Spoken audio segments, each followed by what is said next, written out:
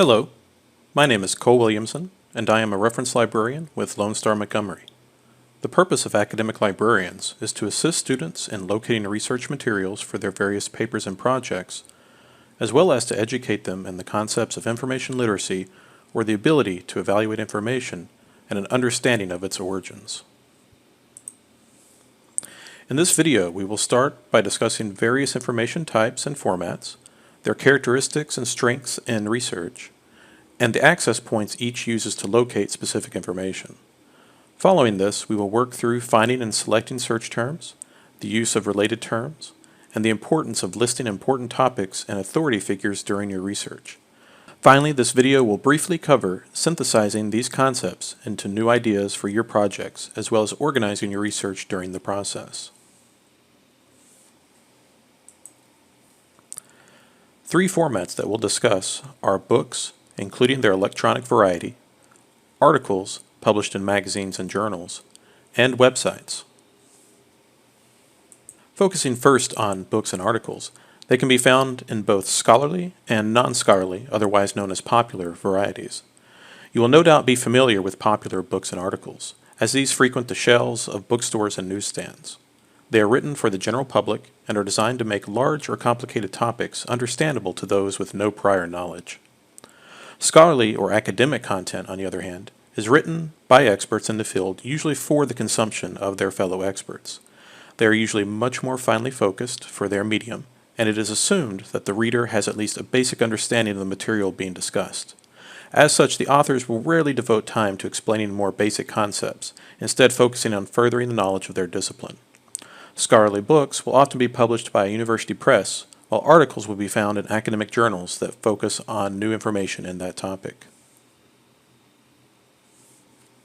Looking at the strengths of books and articles in research, we see that books are most useful for locating either introductory and background information, or as a means to go in-depth with a single topic. Articles conversely serve as a source for either research conversation summaries, or as to unveil new research in the field.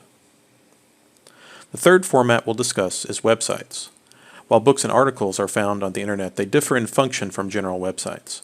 When used for research, these sources serve as a conduit for public information and opinions. Government websites in particular serve as a source of official policy and statistics, while various nonprofits and think tanks can convey how knowledge is filtered through different points of view. Each of these formats uses different methods for access and for locating specific topics within. You may locate books and ebooks on your topic either by using a library catalog, or in the case of ebooks, certain databases. Locating topics may be achieved by using the table of contents, the index, or with ebooks performing a Control-F command or using a Find Within feature. Articles will be located in library databases, most of which will include built-in tools for limiting and refining your searches. Academic articles will also possess an abstract or summary of the article so that you may sift through results efficiently. Finally, specific information may be located on a website by looking through built-in menu options or performing a Control-F command in your web browser. Each of these access points will require the use of search keywords. Often, you might have enough working knowledge of a topic that some terms will already be apparent.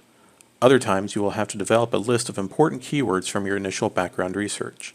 Some places to start in this situation are encyclopedias and other reference sources, online library research guides, and also the librarians themselves. Another tactic as you locate keywords is to list terms related to those identified during background research.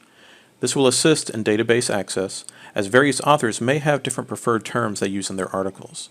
Specific phrases are also excellent additions to your list, as these will likely be very specific to the topic in question. As your knowledge of your topic progresses, you will want to make note of important books or articles that are referenced often by more recent works, as these will often be central publications to current research. Likewise, heavily referenced authors may be important authorities in your subject area, and thus it's important to also have a familiarity with them. Eventually, the knowledge you accumulate will allow you to begin synthesizing the information you've learned to take the topic in a new direction. Using critical thinking, you can combine ideas to make your own arguments based on previous research in the field. It's important to note that a new idea may not have an article directly addressing it, but will instead require you to use evidence from a variety of sources to support your final ideas. Throughout this process, it's important to keep track of and organize your research.